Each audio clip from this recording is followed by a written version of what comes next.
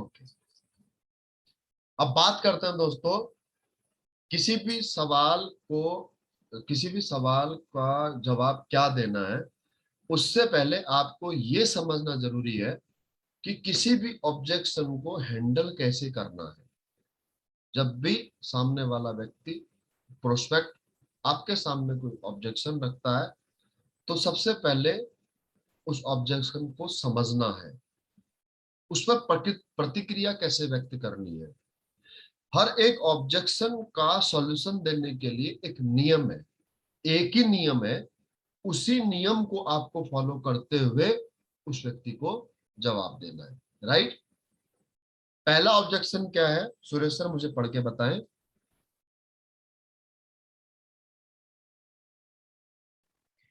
Sir actually मेरे से ना थोड़ा ऊपर नीचे हो गया है, तो मैंने लिखा है मेरे पास पैसे नहीं है। हाँ, मेरे पास में पैसे नहीं है। आपके पास में सपोज दैट एक ऑब्जेक्शन रेज हुआ कि सर मेरे पास में पैसे नहीं है, मैं ये काम कर तो लूंगा सर, काम बहुत अच्छा है आपका, लेकिन मेरे पास पैसे नहीं है। या दूसरा ऑब्जेक्शन किसी ने कहा कि सर मेरे पास में टाइम नहीं है। या किसी ने कहा कि सर मैं घर में पूछ करके बताऊंगा। या किसी ने कहा सर मैं तो जुड़ जाऊंगा लेकिन मैं लोगों को नहीं जोड़ पाऊंगा। या किसी ने ये कहा कि सर मैं तो किसी को जानता ही नहीं हूँ, मेरे पास तो लिस्ट ही नहीं है, मैं कैसे इस काम को कर पाऊंगा। या किसी ने कहा मेरे अंदर लीडरशिप स्किल नहीं है सर, मैं आपके जैसा नहीं बन सकता, मेरा जो परसेप्शन है वो ये है कि इस बिजनेस को करने के लिए लीडरशिप चाहिए जो आपके अंदर है, जो मेरे अंदर नहीं है, मैं शायद कभी इस काम को नहीं कर पाऊंगा। तो इस तरह के जब ऑब्जेक्शन आपके सामने रेज होते हैं, तो हर एक ऑब्जेक्शन का रिप्लाई देने का बेसिक तरीका एक ही है, जो उसके बेसिक फंडामेंटल्स हैं वो एक ही है। ये बात आप अच्छी तरह से समझ लेना। राइट? और वो क्या है वो आप समझिएगा बात को। सबसे पहले आपका काम है सामने वाले व्यक्ति की बात का समर्थन करना। सामने वाले जो प्रोस्पेक्ट है उसके ऑब्जेक्शन का समर्थन करना, ना कि रिजेक्शन करना। तो एक आप चेन ऑफ कमांड बनाइए, चेन ऑफ आंसर बताइए, बनाइए पॉइंट फॉर्म में। मैं आपको बताते जाऊंगा कि किस प्रकार से आपको जवाब देना है। सबसे पहले लिखिए एप्रिसिएशन। क्या लिखना है? एप्रिसिएशन। सबसे पहले ऊपर पॉइंट लिखिए एप्रिसिएशन। एप्रिसिएशन का मतलब होता है साथ देना, उसकी हाँ में हाँ मिलाना।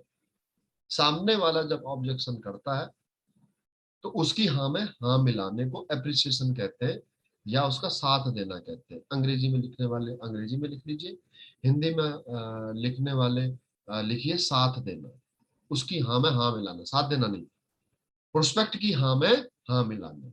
ये हो गया हिंदी अनुवाद, अंग्रेजी में हो गया एप्रिसिएशन। क्या है? एप्रिसिएशन। अब जब किसी ने आपसे कहा कि सर मेरे पास में पैसे नहीं है, तो आपका पहला रिएक्शन क्या होना चाहिए? चेहरे पे स्माइल। पहला आपका जो रिएक्शन है वो क्या होगा? चेहरे पर स्माइल। सुरेश सर आप पूछो, सर मेरे पास पैसे नहीं है, सर मैं काम तो कर लूंगा लेकिन मेरे पास पैसे नहीं, क्वेश्चन पूछो, ऑब्जेक्शन सर देखो। सर मुझे ये बिजनेस अपॉर्चुनिटी तो बहुत अच्छी लगी आपकी, लेकिन दिक्कत ये है कि मैं स्टूडेंट हूँ और मेरे पास पैसे नहीं है। सुरेश सर देखिए, मुझे पहले ही पता है कि आपके पास पैसे नहीं है। यकीन मानिए, मैं आपके पास में आया ही इसलिए हूँ क्योंकि आपके पास पैसे नहीं है। मुझे पहले से ही पता था। मैंने आपको ये बिजनेस अपॉर्चुनिटी बताई इसलिए है कि आपके पास पैसे नहीं है। क्या समझे बात को? मैंने उससे ये नहीं कहा कि तेरे पास पैसे क्यों नहीं है, तेरी 30 साल उम्र हो गई, इतने साल से तू नौकरी कर रहा है, तो तेरे पास में ज्वाइनिंग के लिए 5,000 रुपये नहीं है आईडी ग्रीन कराने के लिए ना। पहले बार में ही हथौड़ा नहीं मारना, पहले बार में उसके सिर पे चोट नहीं मारनी है, बल्कि सामने वाले का साथ देना, उसकी हाँ में हाँ मिलाना है। और कैसे मिलाना हाँ में हाँ? चेहरे पे स्माइल रखते हुए। सामने वाला कितना भी नेगेटिव व्यक्ति हो, कितना भी खतरनाक से खतरनाक सवाल पूछे, आपके चेहरे से स्माइल गायब नहीं होनी चाहिए, मुस्कान गायब नहीं होनी चाहिए, चेहरे पर मुस्कान होनी चाहिए। सर मुझे तो पहले ही पता है आपके पास पैसे नहीं, इसीलिए तो मैं आया हूँ आपके पास में। ये क्या है? साथ देना। राइट। अब उसके बाद में अगला पॉइंट, एप्रिसिएशन के बाद है लॉजिक देना। अगला पॉइंट लिखो, लॉजिक देना। शुभ्रांशु सर लिख लो, बैठे बैठे सो रहे हो। अगला पॉइंट क्या है? लॉजिक देना। अब पैसे नहीं है तो क्यों नहीं है, कारण क्या है? अगला स्टेप क्या लेना है आपको? लॉजिक देना है उसको। उसके बाद में अगला पॉइंट लिखिए, कैलकुलेशन। क्या है? कैलकुलेशन।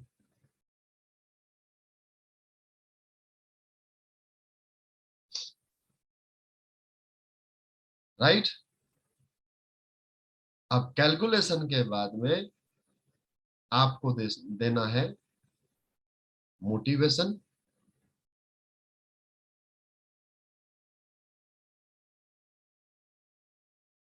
उसके बाद में आपको देना है इमोशनल टच।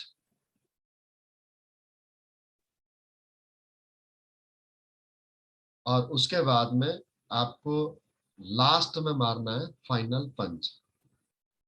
क्या करना है? फाइनल पंच। फाइनल पंच क्या होता है? By hook by crook. Final punch ये होता है कि जब आपको लगता है कि ये बंदा इतने मेरे आधे घंटे के इसको जवाब देने के बावजूद भी ये बंदा जो है कि अभी भी इसके ऊपर कोई असर नहीं पड़ रहा है, तो तब फाइनल पंच मारा जाता है, नॉकआउट किया जाता है। जब आपको ये लगने लगे कि ये बंदा तो ज्वाइन होने ही वाला नहीं है, तब लास्ट में उसके बाद में फाइनल पंच मारा जाता है।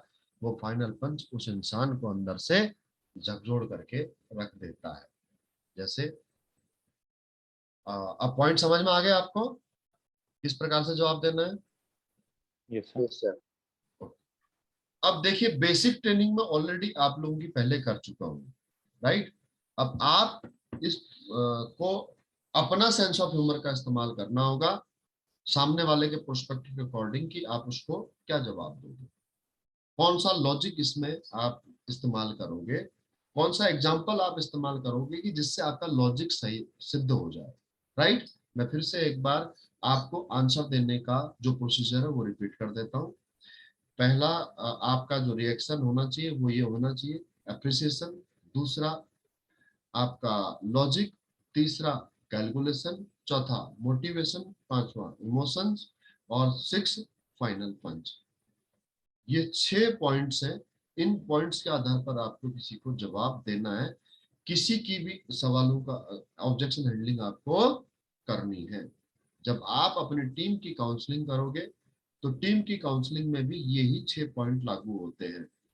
अर्थात आपको सिर्फ एक एक लाइन में अगर मैं आपको एक जवाब दूं, एक बात आपको बताऊं कि आपको अगर किसी भी व्यक्ति को अपने साथ में जोड़ना है इस काम को करने के लिए, वो चाहे एग्जिस्टिंग मेंबर है, काम कर रहा था लेकिन काम करते करते बंद कर गया, उसके ऊपर भी यही 6 फॉर्मूले लागू होते हैं। यही फॉर्मूला लागू होता है जिसमें ये 6 पॉइंट है।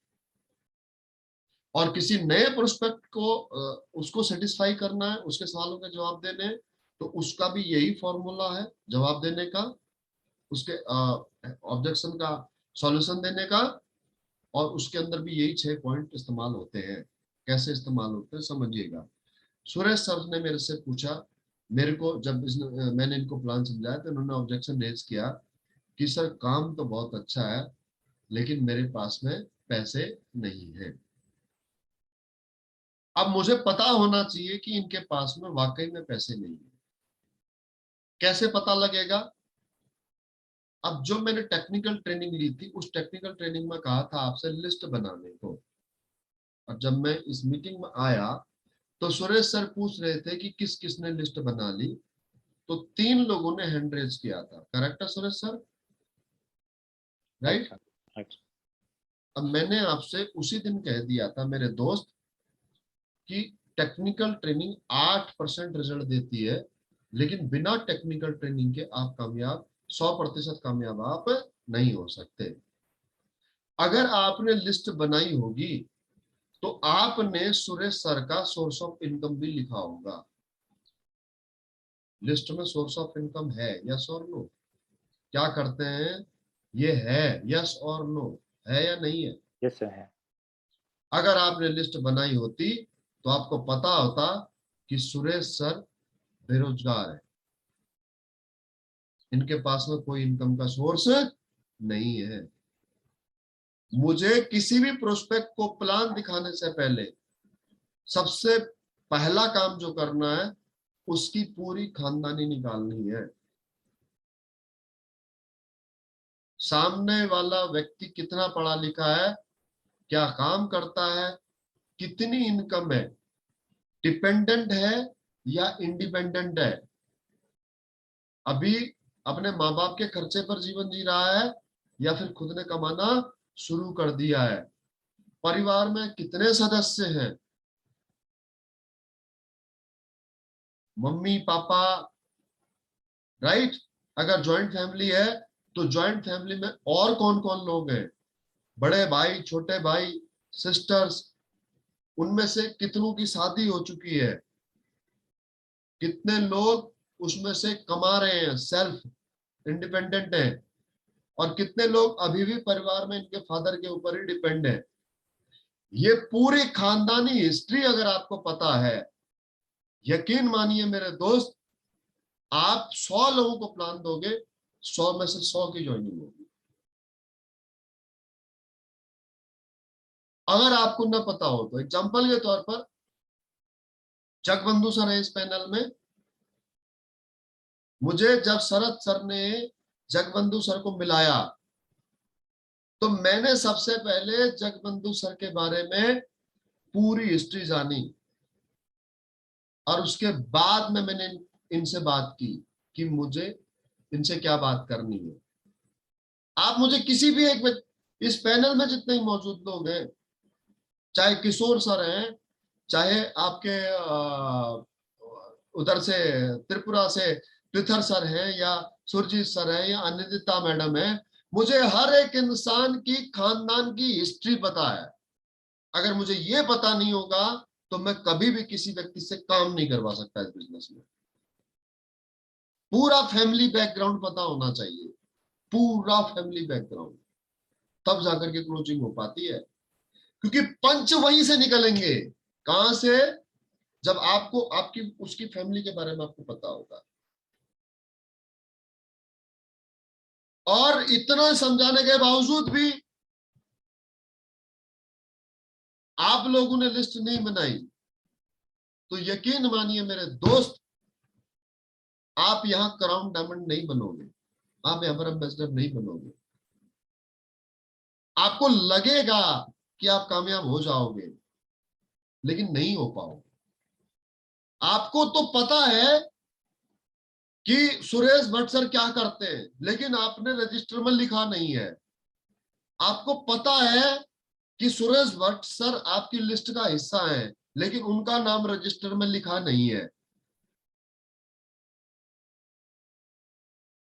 नहीं होगे कामयाब, आपको लगेगा, क्योंकि आपको तो पता ही है ना कि सुरेश भट्ट सर आपकी फ्रेंड लिस्ट में है, मोबाइल में है वो, फेसबुक में है वो, तो फिर सर उनका नाम डायरी में ही लिखना क्यों जरूरी है, डाटा बुक में ही लिखना क्यों जरूरी है, जब मेरे मोबाइल में उनका नाम है तो? जरूरी है। नेटवर्क मार्केटिंग 200 साल से ऐसे ही चलते आ रही है, आज भी ऐसे ही चल रही है, और आगे 200 साल ऐसे ही चलेगी। अपना दिमाग मत लगाओ। अगर तुम्हारे में इतना दिमाग होता तो तुम मेरे अपलाइन होते, मैं तुम्हारा डाउनलाइन होता। नेटवर्क मार्केटिंग का सिंपल सा फंडा है, अपलाइन से पूछो कैसे, डाउनलाइन को बताओ ऐसे, और बीच में कमाओ पैसे। अपना दिमाग मत लगाओ। अगर तुम्हारे अंदर दिमाग होता तो तुम अभी तक नासा में होते, तुम अभी तक मार्स में पहुंच गए होते, तुमने एक आधा रॉकेट बना दिया होता, मिसाइल बना दी होती। नहीं है रे दिमाग, मान लो बात को। जिसे आप अपने पॉइंट ऑफ व्यू से दिमाग कहते हो, उसे हकीकत मायने में इन्वेंशन वाला दिमाग नहीं कहा जाता। राइट? हम लोग कौन है? हम लोग वो है जो फॉलो करते हैं। मैं रामवीर सर, संजीव सर को फॉलो करता हूँ। आपका काम है अपने अपने अपलाइन को फॉलो करना, जिसे भी आप अपना एक्टिव अपलाइन मानते हो, फिर वो चाहे शरद सर हो, फिर चाहे सुरेश सर हो। सिंपल सा फंडा है।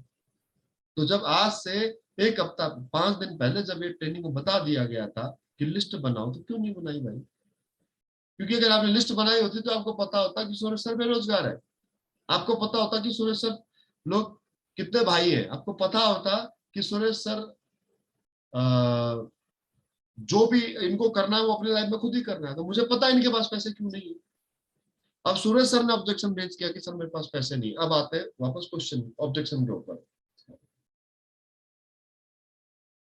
सूरज सर ने ऑब्जेक्शन रेज किया, सर मेरे पास पैसे नहीं है, तो मेरा जवाब किस प्रकार से होगा?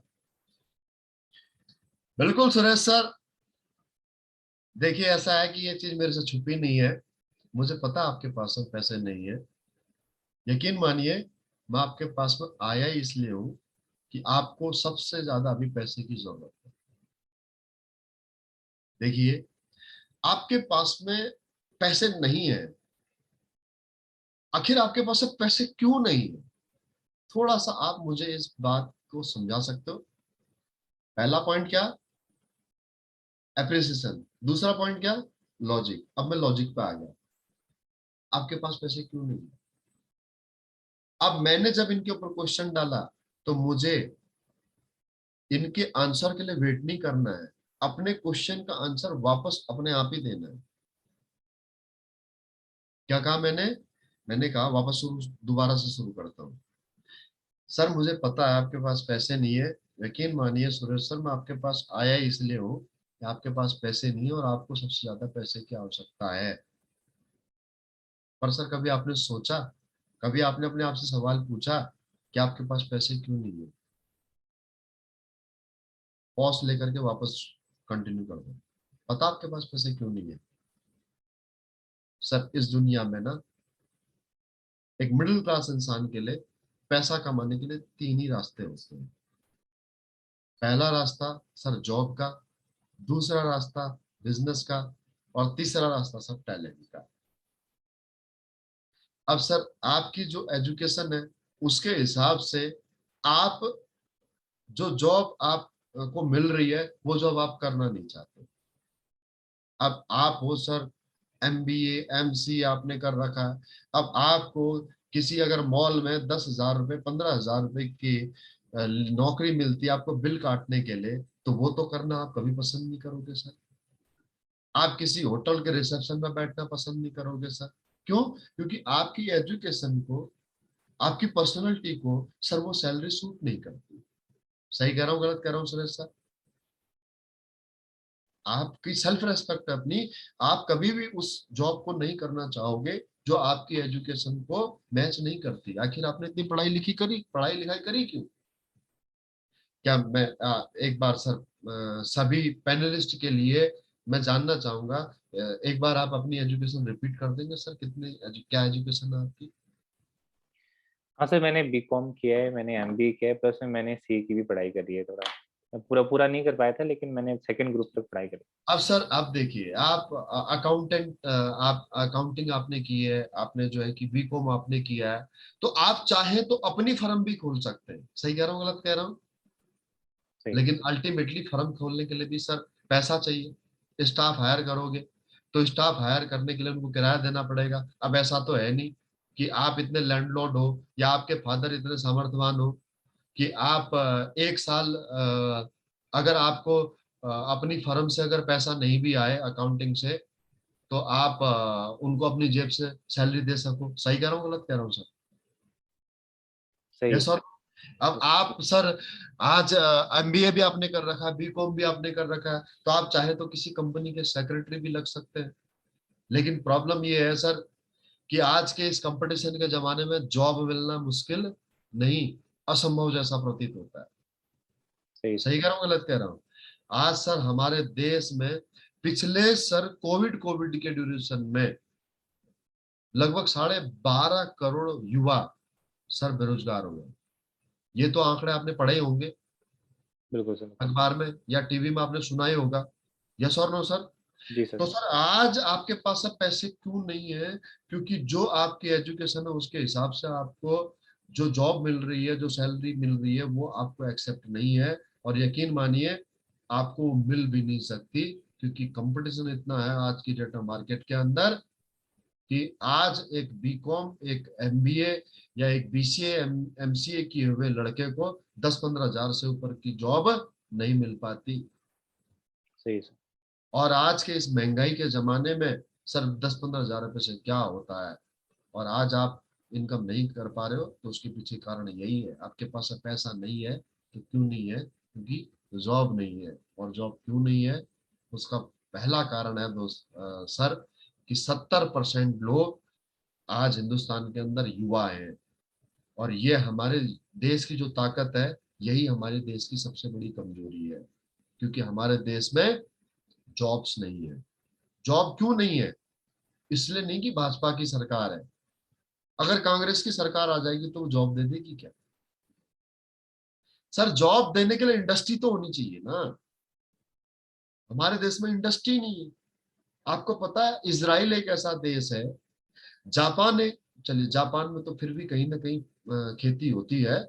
मैं इजराइल का ही एग्जांपल आपको देना चाहूंगा। सर इजराइल में खेती नहीं है, पता, एग्रीकल्चर ही नहीं है। मिडिल ईस्ट में है बिल्कुल ये कंट्री।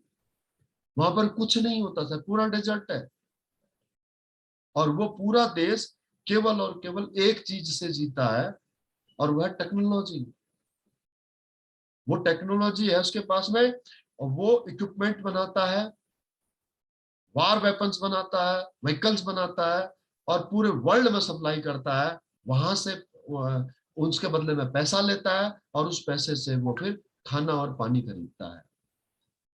हमारे देश में सर आज की डेट में इंडस्ट्री का तो कहीं नामो निशान है ही नहीं। आप सोचो ना, हम जो भी आज इक्विपमेंट इस्तेमाल करते हैं, जो भी हम आइटम इस्तेमाल करते हैं, एग्जांपल मोबाइल की आप बात कर लो, कि सर जो भी आज हमारे देश में मोबाइल हम इस्तेमाल करते हैं, उसमें से एक कंपनी का नाम बताओ सर जो भारतीय हो, जो इंडियन हो। एक कंपनी का नाम बताओ सर जो इंडियन हो। हम 90% आइटम सर पहनने से लेकर के, इस्तेमाल से लेकर के, खाने तक का सर सब हम बाहर से इंपोर्ट करते हैं। यहां तक कि त्योहार हमारा है दिवाली का, और लड़ियां हम चाइना से खरीदते हैं सर। तो समझना हमारे देश में सर जॉब कैसे हो सकती है? कैसे मिलेंगी जॉब? सिर्फ और सिर्फ एक ही कंडीशन है कि हमारे देश में इंडस्ट्रीज बढ़े। अब हालांकि देखिए गवर्नमेंट इसमें इनिशिएट ले भी रही है, इनिशिएट लिया भी है गवर्नमेंट ने। मेक इन इंडिया के तहत आज गवर्नमेंट मजबूर कर रही है बाहर की कंपनियों को कि हमारे देश में आप अपनी फैक्ट्री डालिए, अपना जो भी आप इक्विपमेंट बनाते हैं, जो भी आइटम आप बनाते हैं, वो आप हमारे देश में बनाइए। तो जब बाहर की कंपनियां आकर के जब हमारे देश में अपनी फैक्ट्रियां एस्टेब्लिश करेंगी, और ऐसा नहीं है कि नहीं की है, करी है, लेकिन जितनी भी करी है उनमें एक प्रॉब्लम और है जॉब न मिलने के पीछे, वो है रोबोटिक जमाना। अल्ट्रा जो आपके मॉडर्न आज का जो जमाना है, उसमें इंसान की जगह रोबोट ने ले ली है। तो जहां पर सपोज दैट कि ये एक परफ्यूम की बोतल है, तो ये परफ्यूम की बोतल है, तो पहले ये ढक्कन जब बनते थे, अब ये बोतल बनते थे, तो बोतल को, ढक्कन को टाइट एक मनुष्य के द्वारा किया जाता था। आज इसी काम को मशीन करती है। मशीन क्या है? रोबोट है। पहले आप बैंक में पैसा निकालने के लिए जाते थे, तो बैंक में पैसा आपको कैश कैशियर दिया करता था। आज आपको हर जगह मशीन मिलेगी, कैश डिपॉजिट करने के लिए भी और कैश निकालने के लिए भी। आप मेट्रो में चले जाओ सर, कोई टीटी नहीं होता, मशीनें लगी हुई हैं। आप सिर्फ और सिर्फ आप उस टिकट को स्कैन कराए बिना, उस स्मार्ट कार्ड को स्कैन कराए बिना आप मेट्रो में घुस ही नहीं सकते। मतलब आदमियों की जरूरतें खत्म होते जा रही, एम्प्लॉयमेंट की जरूरतें मनुष्य के तौर पर खत्म होते जा रही है, हर जगह रोबोट आते जा रहा है। समझ रहे हो ना सुरेश सर मैं क्या कह रहा हूँ? कि जी सर सर। आज आज आपके पास है, पैसा ना होने का कारण है सर आपके पास में रोजगार नहीं है। और रोजगार क्यों नहीं है उसके पीछे का कारण समझ रहे हो? एक तो 70% का युवा का हमारे देश में होना, ये हमारे लिए अभिशाप बन रहा है, क्योंकि सभी को रोजगार चाहिए और सबको रोजगार मिल नहीं सकता। गवर्नमेंट तो बहुत दूर की बात है, प्राइवेट भी नहीं मिल सकता, और प्राइवेट मिलेगा भी तो ऐसा जॉब मिलेगा जो आप करना पसंद नहीं करोगे। समझ रहे हो सर बात को? सही है, सही है। क्लियर है? तो आई होप सो आपको समझ में आ चुका होगा। अब अगर आपने मेरे से कह दिया कि सर मेरे पास अब पैसे नहीं है, मैं इस काम को करना तो चाहता हूं, तो सर देखिए, मैं आपको कैलकुलेटरली समझा चुका हूं कि आपके पास अब पैसे क्यों नहीं है। क्योंकि आपने आपकी जो एजुकेशन है उसके हिसाब से आपको जो सैलरी मिल रही है वो आप करना नहीं चाहते, और आपको जो एक्सपेक्टेशन है वो आपको कभी मिल नहीं सकती। क्यों नहीं मिल सकती उसके पीछे का लॉजिक भी मैंने आपको दे दिया है। अब सर बात करते हैं कि सर आपने मेरे से तो कह दिया कि आप मेरे पास पैसे नहीं है, राइट? तो फिर मुझे बताइए कि आपके पास अब पैसे हो कैसे सकते हैं? आपके पास कब हो सकते हैं? देखिए मेरे को क्या फर्क पड़ेगा, आपके आपने कहा मेरे पास पैसे नहीं है, तो मैं अगर 6 महीने भी बाद आपके पास आऊंगा ना, तो यकीन मानिए आपके पास अब पैसे तब भी नहीं होंगे। साल भर बाद आऊंगा तब भी आपके पास पैसे नहीं होंगे, एडब्ल्यूपीएल में ज्वाइन करने के लिए नहीं, किसी भी काम के लिए। और आपको तकलीफ तब होगी सर, आपको परेशानी तब होगी जब आपके अपने मम्मी पापा को पैसों की आवश्यकता होगी और आप उनसे कहोगे पैसे नहीं है। सपोज दैट कि आपको अपने पापा को किसी हॉस्पिटल में दिखाना है, उनको घुटने का एमआरआई कराना है, कमर का एमआरआई कराना है, और वो कहते हैं बेटा मैं तो मेरी कमर लॉक हो गई है और मुझे डॉक्टर के पास दिखाते हैं। अब डॉक्टर लिख देता है एमआरआई। अब एमआरआई होती है सर 5,000 7,000 रुपए की हॉस्पिटलों के हिसाब से। तो अब अगर उस समय पर अगर आपके पास पैसे नहीं होंगे तो सोचो आपको कैसा लगेगा। आप उस समय सोचोगे कि हे भगवान मैं मर क्यों नहीं जाता। आप जगह ढूंढोगे अपना मुंह छुपाने के लिए, अपने पेरेंट्स के सामने गिल्ट फील आपको होगा। तो सर अगर आप चाहते हो ना कि आप इस तकलीफ से बाहर निकलो, मिडिल क्लास इंसान का जीवन भर का एक ही हमेशा प्रॉब्लम रहता है कि उसके पास में कभी पैसे नहीं होते, कभी नहीं होते सर पैसे। हमेशा हर काम उसको एडजस्ट करके ही करना पड़ता है। बेटे की पढ़ाई करानी हो तो पैसा एडजस्ट करता है, अपने रिश्तेदारों से लेता है या एजुकेशन लोन लेता है। बेटी की शादी करनी हो तो रिश्तेदारों से मदद लेता है, किसी से कहता है कि यार दहेज में तू फ्रिज दे देना, किसी से कहता है तू टीवी दे देना, किसी से कहता है तू फर्नीचर बना दे, किसी से कहता है कि थोड़ा सा गोल्ड में मेरी मदद कर दे। मिडिल क्लास इंसान हर काम एडजस्टमेंट में ही करता है, किसी न किसी से पैसे ले करके ही करता है, किसी न किसी से उधार कर्ज लेकर के मदद लेकर के ही करता है। अगर आप चाहते हो ना सुरेश सर कि आप इस एडजस्टमेंट से बाहर निकल सको, आप इस तकलीफ से, आप ये पैसा ना होना नहीं है कहने की इस आदत से जो आपकी जुबान पर चढ़ा हुआ है, इस आदत से आप बाहर निकल सको, आपके पेरेंट्स को किसी भी तरह की हेल्प की आवश्यकता हो तो आप दिल खोल के कर सको, आप एक अपनी मर्जी का घर बना सको, अपनी मर्जी की शादी कर सको, आने वाले आपके जो जनरेशन है उन बच्चों की अच्छी पढ़ाई करा सको, तो सर जीवन में एक बार एडजस्ट कर लो। इस बिजनेस को शुरुआत करने के लिए कोई सर लाख 2 लाख 5 लाख 10 लाख की आवश्यकता नहीं है सुरेश सर।